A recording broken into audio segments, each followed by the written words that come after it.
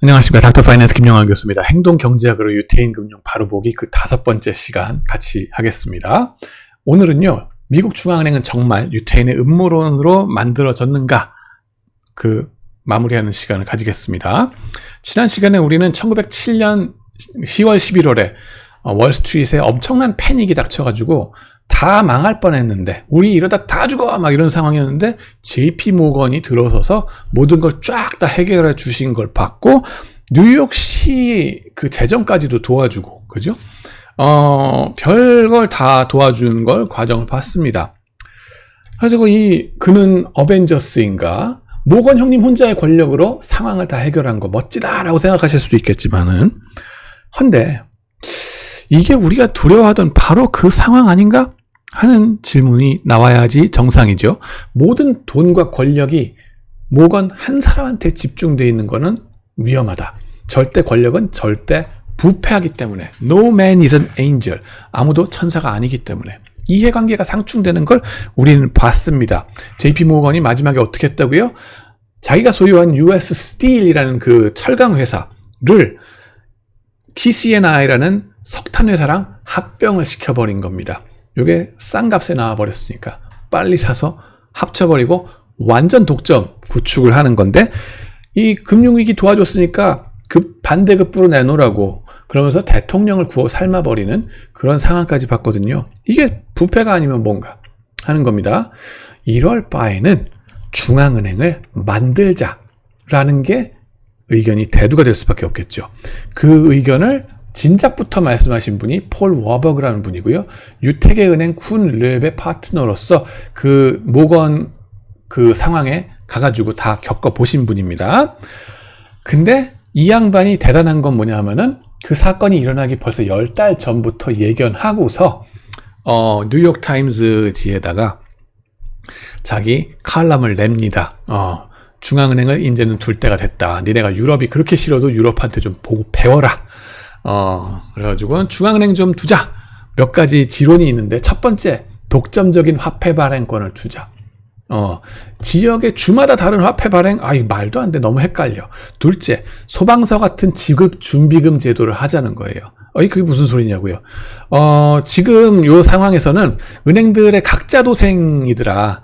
필요할 때 시장의 유동성이 부족하게 되더라. 그러다 보니까 그게 뭔 소리냐면은 은행이 지급준비금 100만큼 예금을 받았으면은 그걸 다 남한테 대출해 주는 게 아니라 어느 일정 수준은 현금으로 보관해 두고 있어야 된다는 거예요. 그래서 예금자가 불시에 찾아올 때 그 돈을 갖다가 현금으로 지급해주면 되잖아요.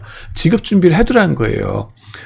그러지 않고 모두 다 대출해버리거나 모두 다 투자를 해버리니까 갑자기 어디 자산이 부실해지면은 그 예금자들이 달려 들어가지고 돈 내놔 막 이러니까는 그때의 그 불나는 상황을 해결하기 위해서 이 소방수처럼 불 꺼줘야 되는데 물이란 게 현금이겠죠? 현금 그 예금을 다 갖다 줘야 되는데 그걸 못 하잖아요. 그러니까는 이거를 미리 그 현금을 모아두자는 거예요. 지급준비금이라고 얘기를 합니다. 그리고 지급준비금 규정 자체가 없다는 거 말이 안 되고 그 지급준비금을 중앙은행에 보관하고요. 그렇게 해서 급한 때에 디스카운트 윈도우라는 시스템을 통해서 중앙은행으로 하여금 은행한테 위기에 처한 은행한테 부분적으로 그렇게 도와주면은 상황 해결되지 않냐. 그걸 못하니까 불이 번져가지고 연쇄 반응으로 다 도미노 현상으로 은행들이 다 망하고 경제가 완전 망하지 않느냐. 그래서 지급준비금을 중앙은행에다가 다 같이 모아놓고 있자 하는 아이디어를 준 겁니다. 세 번째로는 위기 때 그런 은행 소유의 기업 어음 할인해주고 해서 도와주자는 거. 네 번째로는 은행들이 예금을 받아서 주식에 투자하는 그런 시스템을 폐지하자는 거예요. 예금 받아가지고 안정적으로 굴리랬더니 도박하고 앉았네? 그러면서 이 도박했던 주식이 폭락하면은 걱정되니까 예금자들이 달려와서 내놔라고 뱅크런 벌어지잖아요. 그러면은 그나마 폭락하지 않은 다른 주식들도 다 들고 있던 걸 팔아버려야 되겠죠. 그러면 연쇄 폭락이 일어나고 난리가 납니다. 경제 전체적으로. 자, 이런 아이디어를 딱 얘기를 하니까는 미국인들 반응이 어땠는가? 대단히 비미국적이야. 독일에서 온 유태인 뱅커 주제에 네가 미국을 알아? 특히 민주당의 파퓰리스트들이 이런 얘기들 많이 해서 비난을 했다 그러고요. 공화당은 반대로 비즈니스 친화적이죠. 그래서 넬슨 알드리치 공화당 상원 의원, 리더격인 분인데, 이분이 영국계 미국인이에요. 어이, 워버그, 당신 마음에 든다. 우리 얘기 좀 합시다. 그러면서 독일 중앙은행은 어떻게 하니? 유럽의 각국에 대해서 다 물어보면서 컨설팅을 받아요. 의원들 나가서 견학을 하고 이런 걸 합니다. 그러면서 이제 워버그랑 딱 궁합이 잘 맞았어요, 둘이. 그러면서 이분이 얌전하게 생겼잖아요. 그리고 저분은 상당히 매스큘린하시게 생겼죠. 상남자 스타일로. 눈빛만 봐도 딱 느껴지죠. 그 카리스마. 근데 이분이 연설을 하시면서 영국, 독일, 프랑스 모두 중앙은행은 정부로부터 독립적이다. 니네 중앙은행도 그래야 된다. 정권의 영향을 받지 않아야 된다. 안 그러면은 하이퍼 인플레이션의 부작용이 생긴다. 왜냐하면은 정권이라고 하는 거는 표수가 중요하잖아요. 그러니까는 선거 직전만 되면 GDP가 올라갔다는 걸 보여줘야 돼. 명목 GDP만 올라가면 돼요. 그러면 사람들이 찍어줄 줄 알고, 그죠? 그러다 보면 명목 GDP가 막 올라가려면 어떻게 해요? 돈 찍어내는 게 이제 쉬운 방법이죠. 그러다 보면 인플레이션이 심해지죠. 그래서 백해무익하다. 그래서 정권의 입김에서 독립적인 그런 은행가들의 그 조직으로 중앙은행을 만들어야 된다. 거의 사기업 같은 존재여야 한다. 라고 얘기를 했어요. 자, 그랬더니 미국인들이 뭐라고 반응했을까요? 저런 천하의 몹쓸 구태의연한 유럽을 배우라고. 독일에서 온 유태인 뱅커 주제. 가만히 있어. 독일에서 온 유태인 너 로스차일드의 하수인 아니니? 라고 이제 막 음모론이 판을 치게 되는 거예요. 혐오의 삼박자를 모두 갖춰버린 거죠. 뱅커에다 유태인사가 유럽에서 왔대. 이야, 이 떡밥이죠. 근데 알드리치는 이렇게 말씀하십니다. 워버그한테, 당신 뭐가 문제인지 아니? 그랬더니 양반이 하신 말씀이 뭐예요? 워버그는 글쎄요, 너무 연설할 때 소심하게 말한다는 거야. 쫄지 마! 라고 얘기를 하십니다. 강력하게 얘기하라고. 그래가지고 이 사람이 발탁이 돼요. 나중에 이제 어떤 일이 벌어지냐면, 연방준비제도가 되면은 만들어지고 나서 거기에 최고 기구의 이사로 영입이 되고 부의장까지 하십니다. 그리고 이제 이 백그라운드가 이렇게 되는데, 결국은 뉴욕으로 이사를 갔었고, 그다음에 유태계 은행 쿤랩의 파트너였을 뿐만 아니라 1911년에는 미국 시민권을 취득했다 하는 겁니다. 근데 1907년으로 되돌아가서 패닉을 해결하는 과정을 관찰했고, 그 다음에는 지킬섬에서 비밀회의에 참석했다 하는 거예요. 6명 중에 하나가 되는데, 알드리치 계획의 일환으로, 그죠? 거기에 멤버로 들어갑니다. 키 멤버예요, 사실. 그래가지고 연준법의 기초가 되는 그런 법안을 만들어낸 사람이 된다 하는 거고요. 지킬섬, 지킬과 하이드 그 이름이냐? 맞습니다. 1910년인데요. 조지아주의 휴양지 남쪽입니다. 근데 대놓고 나가면은 다들 관심에 파퓰리스트들이 난리가 날 거 아니에요. 저 은행가하고 국회의원하고 뭔 짓 하려고 그러나. 그러니까는 눈속임을 하기 위해서 오리 사냥을 나갔어 이러면서 오리 사냥 가는 척 각자 따로따로 도망을 나간 겁니다. 그래가지고 거기서 만난 거죠. 비밀 접선을 해가지고 지킬섬으로 들어갑니다. 그럼 누구누구 들어갔느냐 쭉 나옵니다. 한 명 한 명 보시면은 넬슨 알드리치 공화당 상원의원 영국계, 그 다음에 피앗 앤드류 그랬는데 하버드대 경제학 교수인데 재무부 차관까지 하신 분이고 미국인입니다. 그 다음에는 헨리 데이비슨 그랬는데 JP 모건의 파트너죠. 영국계입니다. 주이시 아닙니다. 이쪽은 다 유태인을 배격하는 사람들이었어요. 네 번째는 아서 쉘튼이라고 의원의 보좌관입니다. 영국계. 다섯 번째 프랭크 밴들립 해가지고 내셔널 시티뱅크의 회장. 미국계입니다. JP 모건하고 짝짝꿍이지 이쪽 유태계하고는 아니에요. 자, 이 양반 마지막에 6번째가 유일한 유태인 폴 워버그가 들어갑니다. 그래가지고 회의를 잘하고 나서 이제 구상이 다 이제 짝짝꿍이 맞았단 말이에요. 그러면 바로 연준 설립법을 들어가느냐? 아니요. 서서히 진행이 됩니다. 워낙 파퓰리스트적인 그 국민 정서가 심해서. 서서히 진행하자. 근데, 연준을 만들면 그 핵심적인 거를, 그 독립성을 보장하기 위해서 어떻게 은행가들의 것으로 만들 거냐 아니면은 정부의 것으로 만들 거냐 하는 의견이 이제 갈리겠죠. 거기서 알드리치 의원은 화끈하게 상남자 완전 은행가들에게 맡기자. 이러시고. 와버그는 뭐예요? 아니되옵니다. 국민정서의 뜨거운 맛을 내가 한번 겪어보니 정부도 어느 정도 참여를 하셔야 되겠습니다. 이게 다 정치란 건 모양새거든. 대의 명분이고, 그죠? 그래서 명분을 살려줘야 된다. 중요한 얘기입니다. 그래가지고 1911년에 이제 계획이 출범했지만은 1911년에 3월에 그 다음에 워버그가 미국 시민권을 취득하고 12년에 공화당 루즈벨트가 이제 대선 출마를 했지만은 막상 이 계획을 지지해주는 척을 했었지만은 자기가 수가 틀려가지고 어떻게 정치적으로 그때 복잡한 일이 벌어져서 뛰쳐나가 버렸어요. 뛰쳐나가면서 자기가 표수를 또 얻어야 되잖아요. 독립당 이런 독립적으로 나가다 보니까. 그러니까 파퓰리스트적인 센치멘트에 굴복하는 거예요. 그러면서 토사구팽 얘네들을 져버립니다. 근데 이 사람이 낙선이 돼요. 대신에 누가 당선이 되느냐? 민주당, 파퓰리스트적인 센치멘트의 민주당이 이렇게 당선이 됩니다. 윌슨 대통령, 유명하신 분이 딱 당선이 됐어요. 당선되기 전에는 인민 대중들을 위한 척 이렇게 말씀하시더니만 당선되고 나서는 딱 달라지죠.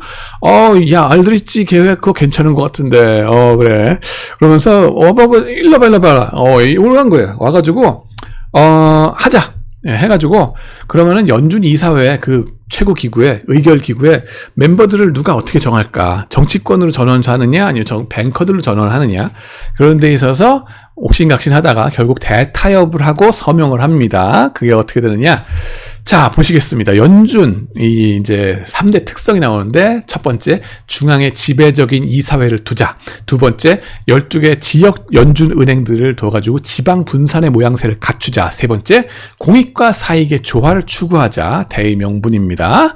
자, 최고 기구부터 들어갑니다. 연준 이사회, 그죠? Federal Reserve Board, Board of Governance라고 얘기를 하는데, 7인이 구성이 되고 14년 임기를 둔다는 거예요. 뭐냐면은 정권의 입김으로부터 자유로워라 하는 거예요. 오케이? 장기적인 안목에서 나라를 위해서 봐라 하는 거죠. 이거는 참 우리나라도 사실은 생각해 볼 만합니다. 언제 필요하냐면은 과학기술 관련돼서 교육 관련해서 투자하고 이런 거 있잖아요. 대학에 투자하고 이런 거는 이런 식으로 14년 임기 두셔야 됩니다. 이거를. 그다음에 좌우지간에 행정부에서 당연직 2명을 갖다 앉히게 되고 재무부 장관, 감독기구, OCC 수장 이런 거 임명을 시키게 되는데 나머지 5명도 대통령이 임명을 하되 최소 2명은 은행업 경험자로 하자. 그래서 인더스트리의 목소리를 듣도록 한다.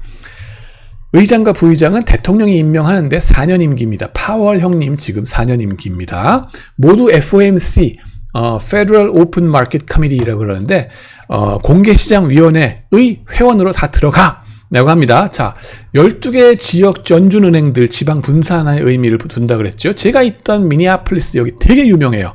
거기에 미니애폴리스 페드가 있습니다. 여기는 이 중서부 노스웨스트 지역의 경제 중심지이기 때문에 Fortune 500 회사도 많고 그 외에 12개 지역 연준 있는 도시들은 버스턴, 뉴욕, 필라델피아, 클리블랜드, 리치먼드, 애틀랜타, 시카고, 세인트루이스, 미니애폴리스, 캔자스시티, 댈러스, 샌프란시스코 이렇게 쫙 됩니다. 자, 12명이 쫙 구성이 있고 그 총재들이 각각 나오죠. 그 총재들 만드는 거는 민간에서 알아서 해라. 굳이 정부 인사일 필요 없다. 민간의 목소리 듣겠다 하는 거고요. 그 다음에는 FOMC 연방공개시장위원회의 위원들은 19명이 참여를 하되 12인이 투표를 한다. 7인은 이사회 멤버들 당연직으로 하고 5인은 어떻게 하느냐? FRB 뉴욕의 총재가 들어가고요. 11개 FRB 지사의 총재들이 4명씩 1년 임기로 돌아가면서 참여를 하도록 되어 있습니다. 위원장은 연준 이사회 의장이 하시고요. 파월. 부위원장은 FRB 뉴욕이죠. 거기 총재가 하십니다. 통화정책. 여기서 정말 진짜 중요한 정책은 이 통화정책, Monetary Policy죠. 거기에 통화정책의 목적이 뭐냐? Dual Mandate라고 합니다. Dual Mandate. 두 가지의 중요한 소명을 너한테 줄게. 누가 준 거예요? 국회에서 준 겁니다. 국회의 민의를 반영한 너희들이 해야 될 소명 두 가지. 첫 번째, Price Stability. 두 번째, Maximizing Employment. 뭐냐 하면은 인플레이션을 억제해라. 근데 인플레이션 너무 억제하면 경기가 죽어가지고 실업률 올라가잖아요. 일자리는 또 해결해야지. 그러니까는 이 constrained optimization 내지는 두 마리 토끼를 다 잡도록 해라 하는 거예요. 정말 힘든 일이니까 그걸 잘 조화롭게 해라 하는 두 가지 목적. 아주 중요합니다. FOMC 연방공개시장위원회가 되는데 여기서 하는 일은 결국 정책 금리를 결정합니다. 리스크 프리 레이트라고 얘기하는 거고 단기. 그다음에 이거를 Fed Funds Rate, Target Fed Funds Rate라고 얘기를 합니다. 자, 그래서 이 파월 의장님의 이 제스처 나오죠. 금리를 논하는 거예요. 지금 인플레이션이 너무 높아지니까 안 되겠어. 이자율을 높여서 인플레이션을 죽일래. 라고 하는 말씀이시죠. Fed Funds Rate가 그럼 뭐냐? 이게 뭐냐면은 아까 12개 지역 연준을 보셨죠? 각 연준 하나하나마다 회원은행이 수천 개가 있거든요. 그러면은 그 상업은행들끼리 지급준비금을 갖고 있는다 그랬죠. 그걸 연준에다 맡겨놓는다 그랬죠. 근데 매일매일 그 지급준비금을 쭉 비교하다 보면은 우리는 지금 지급준비금이 한 1억이 부족해. 니네 지급준비금 1억이 남았니? 그럼 좀 빌려줘 나한테. 수천 개 은행들끼리 주고받고 이렇게 서로 빌려주는 오버나이트 내지는 초단기로 이렇게 빌려주고 빌려받는 인트레스트 레이트가 바로 이 Fed Funds Rate가 되겠고요. 이게 시장의 원리에 의해서 돌아간다는 거예요. 수요와 공급에 의해서. 정부나 아니면 이 의장님, 파월 의장님이 갖다 인위적으로 이거 해! 라고 해가지고 되는 게 아닙니다. 근데 유도를 해주는 거예요. Target Fed Funds Rate라고 그래요. 그래서 지금 5.25%가 돼 있는데, 이견 정도로 그 Fed Funds Rate가 조성이 되도록 우리가 조작을 해줄 거야. 라고 합니다. 어떻게? 단기 국채를 사고 팔고 해가지고. 그래서 가격을 유도한다. 중앙은행의 시스템 펑셔닝에 대해서는 제가 동영상 따로 만들 테니까 그걸 봐주시기 바라고요. 너무너무 재밌습니다. 그 다음은 FOMC 미팅 후의 기자회견. 우리 행동재무적인 관점에서 중앙은행을 보면서 재밌는 거 이거 딱 하나 기억하시기 바랍니다. 연준 총재의 표정과 주가. 자, 여러분들이 이 표정 있잖아요. 눈치를 딱 보시는 데 이유가 있거든요. 우리가 눈치 보는 거는. 특히 FOMC 의사로 내지는 그걸 기자회견할 때 FOMC 끝나고 나서 연준 파월 의장님이 무슨 말씀을 하셨다. 어떤 단어가 몇 번 출연했다. 이런 거에 대해서 되게 촉각을 곤두세우거든요. 무슨 말씀? 긍정적이냐 부정적이냐. 그런 NLP로서 AI로서 할 수 있는 거, 언어 분석하는 거, 그것도 중요하긴 해요. 뭐 하는데? 주식 투자하는데. 부정적인 단어가 많이 나오면은 주가 떨어지겠죠. 뭐 그런 건 당연한데 최근에 그죠? 탑저널에 나온 논문에 의하면은 얼굴 표정이 더욱더 중요하다는 거예요. 보시면은 마이크로소프트의 Azure로 동영상 얼굴 표정 분석을 했거든요. 그러고 나니까는 주가 표정이 부정적이면은 얼굴 표정이 부정적이면은 주가가 그 다음날 더 떨어지더라. 그 인덱스 레벨로 이런 연구 결과가 나왔습니다. 이게 빅데이터 AI로 연구하는 진정한 행동재무의 연구가 되겠습니다. 자, 흔히들 말로써 얘기하는 verbal communication보다 non-verbal communication이 더 중요하다고 그러지 않습니까? 이겁니다. 네, NLP로 한 것보다 훨씬 더 강력한 예측력을 가지더라. 그런 겁니다. 윌슨 대통령이 다시 돌아와가지고 폴 워버그를 이사회 멤버로 지명을 했다 그랬죠. 그러면은 왜 이 음모론이 악화됐는가에 대해서 좀 같이 말씀을 나누겠습니다. 이런 일이 벌어지고 나서 하필이면은 그때쯤 해가지고 1차 대전이 발발을 합니다. 사라예보 사건 기억하시죠? 오스트리아의 페르디난트 대공 왕자죠? 황태자가 암살을 당합니다. 그러면서 1차 세계대전이 발발하는데요. 누구 대 누구의 패싸움이냐? 0% 대 도고 5가 되겠습니다. 영국, 프랑스, 러시아가 한 편을 맞고, 그 다음에 독일, 오스트리아, 그 다음에 이 오스만 터키. 그래가지고 싸우는데, 이 패싸움에 그럼 미국은 어떻게 해요? 중립을 유지하는 척을 하는데, 심정적으로 누구한테 더 동정이 가겠어요? 이쪽으로 간다는 거죠. 영국에서 자기네들 왔으니까. 브리티시 와스프잖아요. 화이트 앵글로 삭슨 프로테스탄트니까. 그런데 미국의 월스트리트에서 일하는 독일 출신 유태인으로서는 어떤 느낌일까요? 내 고향 남쪽 바다 독일인데 나는 그리고 유태인하고 러시아는 사실 견원지간입니다. 우리가 잘 몰라서 그러는데 백인들 다 똑같이 친구가 왔잖아요. 아닙니다. 러시아와 유태인은 정말 철천지원수예요. 나중에 말씀드릴게요. 자, 그래서 얘네가 한 편 먹었네?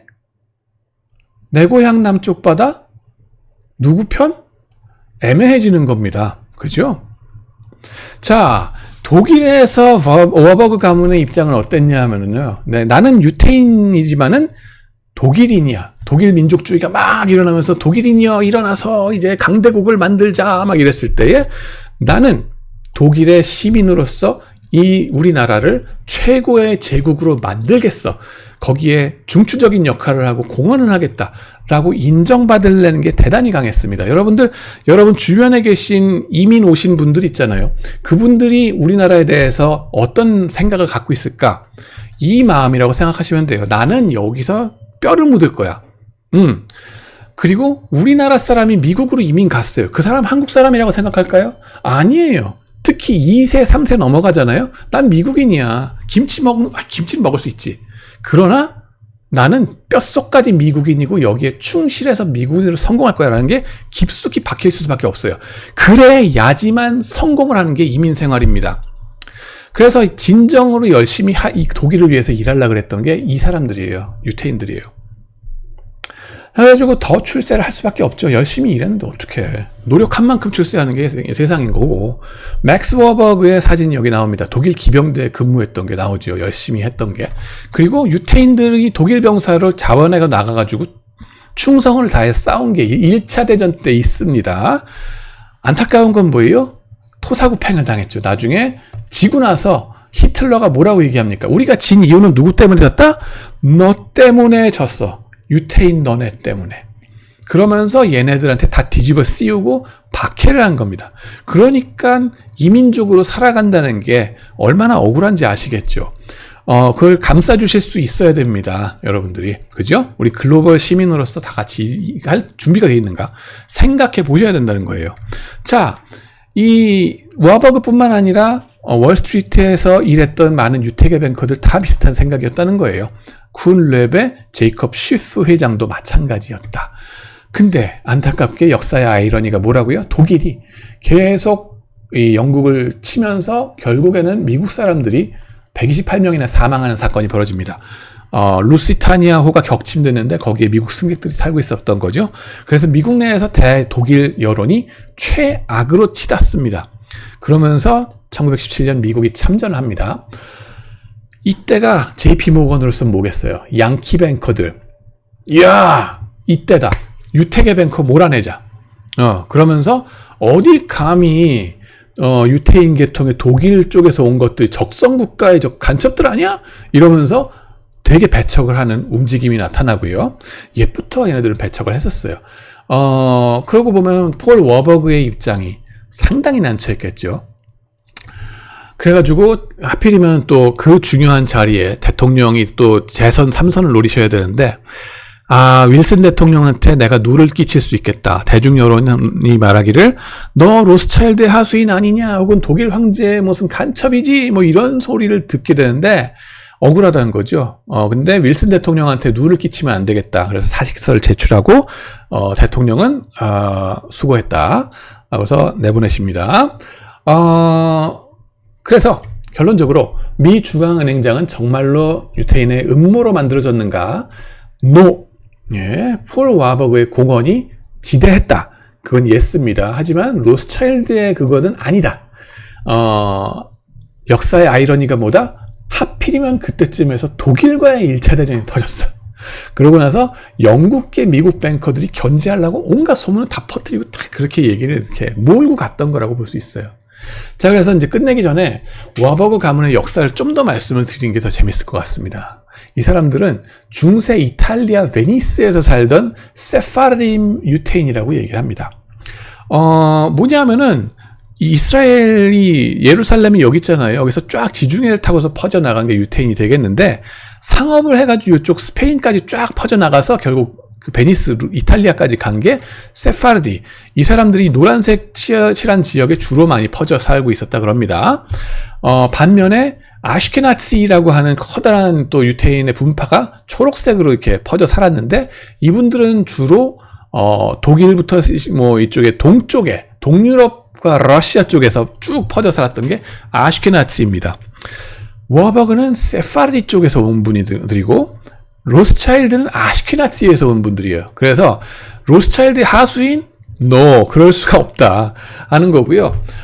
그 다음에는 와버그 같은 경우는 11세기 이후에, 그 다음에 16세기부터 이제 족보가 쭉 나오긴 하는데, 베니스에서 독일 워버그 지역으로 이사가서 그쪽에 성씨를 이렇게 남게 된 거고요. 그 다음에는 기독교가 이제 11세기 십자군 원정이 벌어지면서 기독교가 강화되죠. 즉, 기독교의 적, 유태인들 박해를 심하게 하게 됐습니다. 그때부터 더욱더 길드나 농업에서 제외가 되고, 그 다음에 이 사람들은 금융업으로만 살아라, 혹은 의사나 변호사, 전문직으로만 살아라. 요즘 같으면 제일 좋은 건데 옛날에는 농본사회이기 때문에 별 볼 일 없는 일이었다는 거죠. 단 여러 나라에 걸쳐서 그 정보통신이 중요한 그런 업종에서 살아라 하게 된 거예요. 자, 그러면서 이제 워버그의 가문의 역사 보시면 16세기부터 시작하는 족보가 쭉 나오고요.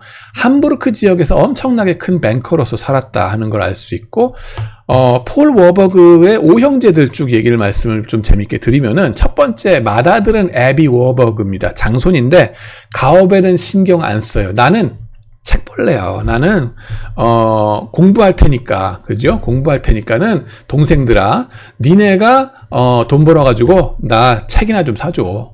그래서 지은 게 뭐다? 세계 최고급의 인문예술 연구소라고 하는 워버그 연구소가 이걸로 인해서 지어졌습니다. 도서관입니다. 그 다음에 둘째는 폴 워버그 말씀드렸고, 셋째는 맥스 워버그라고 해가지고 가업을 이은 함부르크의 뱅커로서 남았고요. 이 사람은 독일 제국 중앙은행의 이사로서 중요한 역할을 합니다.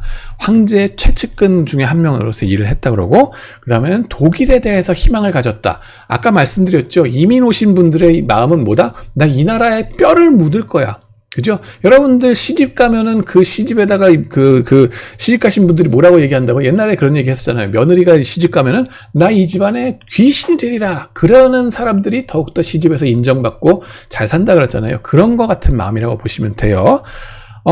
독일에서 희망을 가졌다. 어떻게든 이 나라가 잘 되도록 할 거야. 거기에 진심이었다 하는 건데, 억울하게도 나치한테 은행을 뺏겨버리고 고생을 하십니다. 사남 필릭스 워버그, 이분은 미국으로 이민 가셨고요. 미국에서 유태계 은행 쿤레프의 파트너가 됐었고, 미국 내 유태교 교민회를 조직한 사람이 되겠다. 다섯 번째 막내 프리츠 워버그는 나치한테 체포돼서 고생하다가 스웨덴에서 여생을 보냈다고 합니다. 5형제들의 사진이 이렇게 있기도 하고요. 자, 그러면 역대 연준의 의장들은 모조리 유태인이었는가 하는 걸로 마무리를 지을까 합니다. 32%가 유태인이었다. 노란색으로 칠한 거 쫙 제가 한번 털어서 조사를 해봤어요. 32% 많은 거 아니냐라고 궁금하실지 모르지만은 노벨 경제학상 받은 사람들 중에서 유태인의 비율은 40%라고 합니다. 그래서 그거보다는 낮은 수준이다. 아무래도 모양새가 있죠. 그죠? 중요한 게 바로 정치입니다.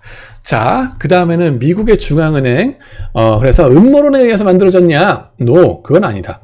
다만, 역사의 아이러니, 그냥 유태인 출신인 워버그가 그 핵심적인 아이디어를 잘 제공해줬다 하는 거. 그 다음에는 음모론은 허구다. 그 다음에 최근 들어서 나오는 건 행동경제학적으로 그 얼굴 표정, 연준의 파월 의장의 얼굴 표정이 주가에 영향을 심대하게 미친다 하는 것을 말씀드리면서 오늘 강의를 마칠까 합니다. 참고서 여기 한번 쭉 보시고요. 이 책 정말 좋습니다. 꼭 보시기 바랍니다. 감사합니다.